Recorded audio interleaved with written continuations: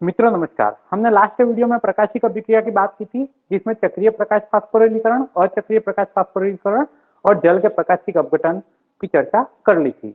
अब प्रकाशिक अभिक्रिया में जो जो भी रॉ मटेरियल बना है, मतलब एटीपी और एनएडीपी H2 वगैरह बने हैं, तो वो एक संग्रहित ऊर्जा कहलाती है। उस संग्रहित ऊर्जा का उपयोग अप्रकाशिक अभिक्रिया में रॉ मटेरियल के रूप में होता है और भोजन का निर्माण होता है।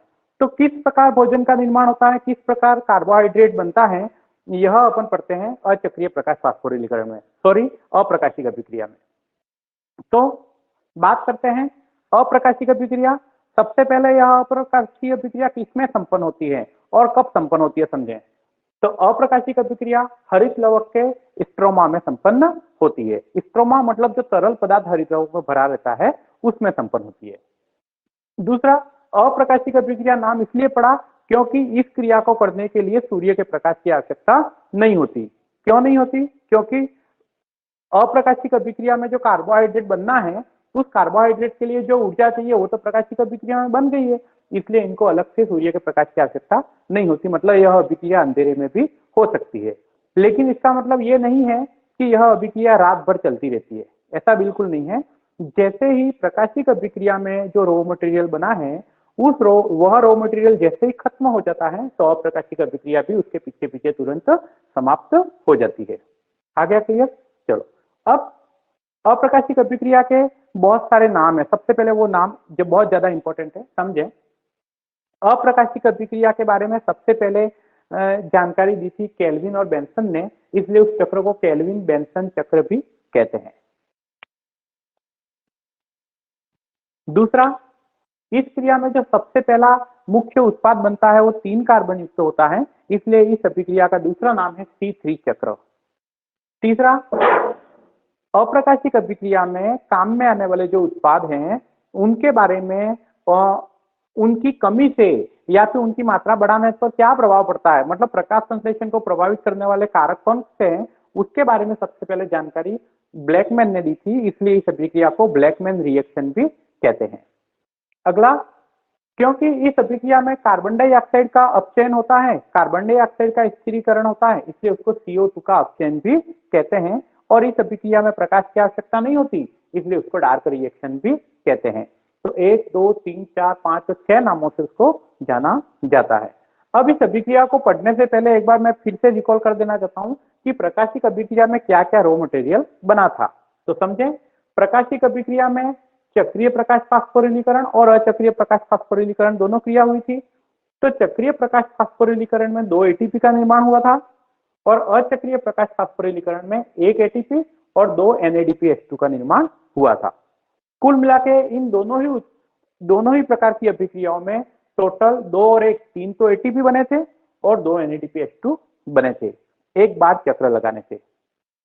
अब क्योंकि केवल 3 एटीपी और 2 एनएडीपी H2 से कार्बोहाइड्रेट का निर्माण या भोजन का निर्माण होना नहीं है, इसलिए यह क्रिया जब 6 बार होती है, मतलब चक्रीय प्रकाश फास्फोरिलीकरण भी 6 बार और अचक्रीय प्रकाश फास्फोरिलीकरण भी जब 6 बार होती है, तो टोटल जो ऊर्जा बनती है उस ऊर्जा का उपयोग भोजन के निर्माण में होता है।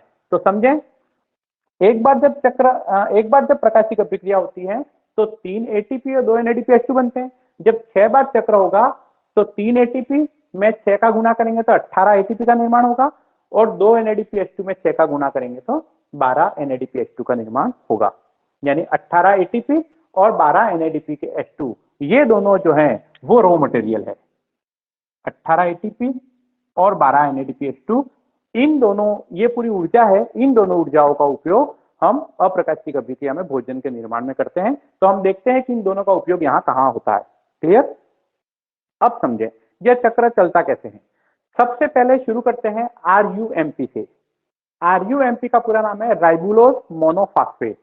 राइबुलोज मोनोफॉस्फेट एक 5 कार्बन युक्त संरचना है और इसके 6 अणुओं का उपयोग इस चक्र में सबसे पहले होता है। राइबुलोज मोनोफॉस्फेट में सबसे पहले फास्फोरिलीकरण की क्रिया होती है। फास्फोरिलीकरण का मतलब ये होता है फॉस्फेट के अणु का जुड़ना। ठीक, अब ये फास्फेट का अणु आएगा कहां से?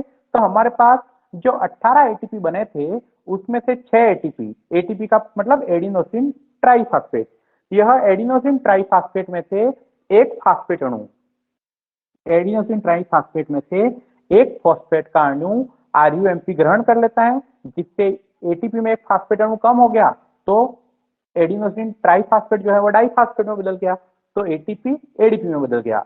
और इस फॉस्फेट अणु का उपयोग आरयूएमपी ने कर लिया, जिससे कि आरयूबीपी का निर्माण हुआ। आरयूबीपी मतलब राइबोलोज बाइफॉस्फेट। यह राइबोलोज मोनोफॉस्फेट था, यह राइबोलोज बाइफॉस्फेट हो गया, मतलब राइबोलोज बाइफॉस्फेट का निर्माण हो गया। अब ये 5 कार्बन युक्त है, तो ये भी 5 कार्बन युक्त है, पहली चीज ये। और इसके भी 6 अणु है ना, इसके भी 6 अणु है, यहाँ तक कोई दिक्कत नहीं। यह क्रिया फास्फोरिलीकरण की क्रिया कहलाती है। 18 में से 6 एटीपी का उपयोग हमने आरयूएमपी द्वारा कर लिया। यहाँ तक क्लियर। अब राइबोलोज बाइफॉस्फेट यानी आरयूबीपी वायुमंडल की कार्बन डाइऑक्साइड के 6 अणुओं का उपयोग करता है। ठीक, मतलब अब वायुमंडल की कार्बन डाइऑक्साइड गैस का स्थिरीकरण, मतलब इस चक्र का प्रकाश संश्लेषण की क्रिया में जो CO2 काम में आती है, वो कहाँ काम में आती है, तो वो आरयूबीपी के पास जाती है। तो वायुमंडल की कार्बन डाइऑक्साइड के 6 अणु का उपयोग आरयूबीपी के 6 अणु करते हैं। अब आरयूबीपी का एक अणु 5 कार्बन युक्त है और कार्बन डाइऑक्साइड का एक अणु 1 कार्बन युक्त है। जब ये मिलेंगे तो 6 कार्बन युक्त यौगिक का निर्माण होगा। तो आरयूबीपी में जब कार्बोक्सिलेशन की क्रिया होती है, मतलब कार्बन डाइऑक्साइड से क्रिया होती है, तो अस्थायी कीटो यौगिक का निर्माण होता है। अब यह अस्थायी कीटो यौगिक 6 कार्बन युक्त होता है। क्यों? क्योंकि 5 कार्बन तो आरयूबीपी के और 1 कार्बन कार्बन डाइऑक्साइड का, तो 6 कार्बन युक्त अणु का निर्माण होता है। और ऐसे ऐसे 6 अणुओं का निर्माण होगा। क्यों? क्योंकि 6 अणुओं ने भाग लिया है। लेकिन यह अस्थायी कीटो यौगिक जो होता है वो वास्तव में अस्थायी होता है, यानी कि उसका बनने के बाद तुरंत ही अपघटन हो जाता है। जैसे इसका बनने के तुरंत बाद अपघटन हो जाता है, तो एक अणु 2 अणुओं में बदल जाता है। मतलब जो 6 अणु हैं वो अब 12 अणुओं में टूट जाएंगे। अब ये जो 12 अणु है वो उसका क्या नाम है? उसका नाम है 3PGA, फॉस्फोग्लिसरिक एसिड। पीजीए का पूरा नाम है फॉस्फोग्लिसरिक एसिड। तो फॉस्फोग्लिसरिक एसिड के 12 अणुओं का निर्माण होता है। यहाँ प्रत्येक अणु 3-3 कार्बन युक्त होता है और यह इस पूरे चक्र का पहला स्थायी उत्पाद है। और यह पहला स्थायी उत्पाद 3 कार्बन युक्त है, इसलिए इस चक्र को C3 चक्र भी कहते हैं। यहाँ समझ में आ गया आपको? परीक्षा में आता है कि C3 चक्र का सबसे पहला स्थायी उत्पाद कौन सा है, तो फॉस्फोग्लिसरिक एसिड। यह कितने कार्बन युक्त होता है, तो 3 कार्बन युक्त। यहाँ तक क्लियर। अब वापस फास्फोरिलीकरण की क्रिया होती है।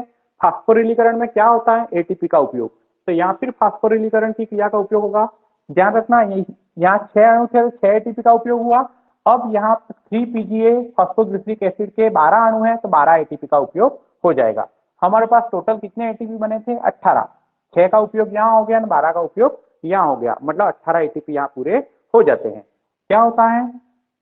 3PGA जब 12 एटीपी का उपयोग करते हैं तो एडिनोसिन 12 एटीपी 12 एडीपी में बदल जाते हैं। और इसमें जो फास्फेट अणु है, फास्फेट अणु फॉस्फोग्लिसरिक एसिड ग्रहण करके 3PGA 1,3 डाइपीजीए में बदल जाता है, जिससे 1,3 डाइपीजीए के 12 अणुओं का निर्माण हो जाता है।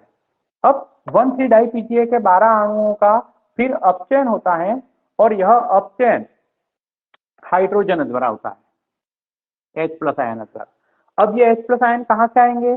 तो वह फिर से देख लो कि प्रकाशिक अभिक्रिया में जो 12 NADPH+ बने थे, उसमें से 12 NADPH+ जो है वो अपने हाइड्रोजन आयन स्वयं ऑक्सीकृत होकर NADPH 12 NADP+ बनाते हैं और हाइड्रोजन आयन जो है वो 1,3 डाइपीजीए को ट्रांसफर कर देते हैं।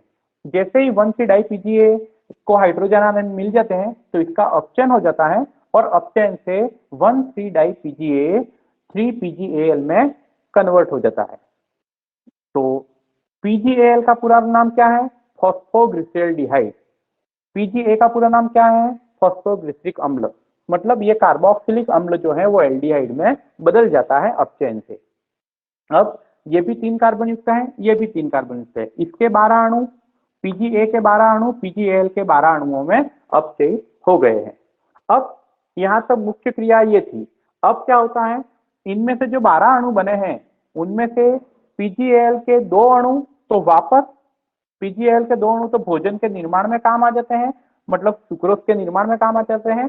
यही भोजन का मतलब प्रकाश संश्लेषण का जो मुख्य उत्पाद है वो कार्बोहाइड्रेट है तो ये कार्बोहाइड्रेट का निर्माण हो जाता है।